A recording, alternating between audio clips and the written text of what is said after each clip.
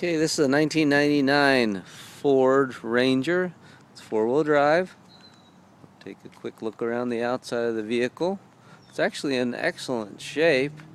Doesn't have any rust. Got a few little dings on it.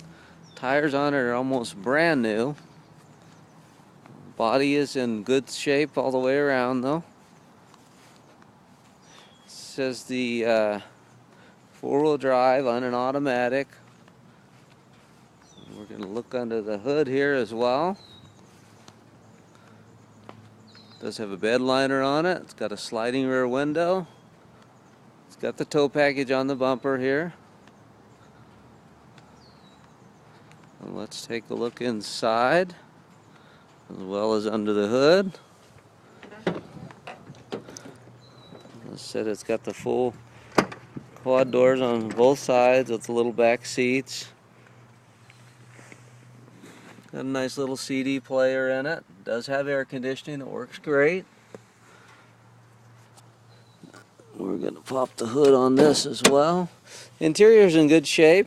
We'll get a detail. We just got the truck, but no tears, no smoke smell, anything like that. Drives out real well. It's got power windows, power door locks.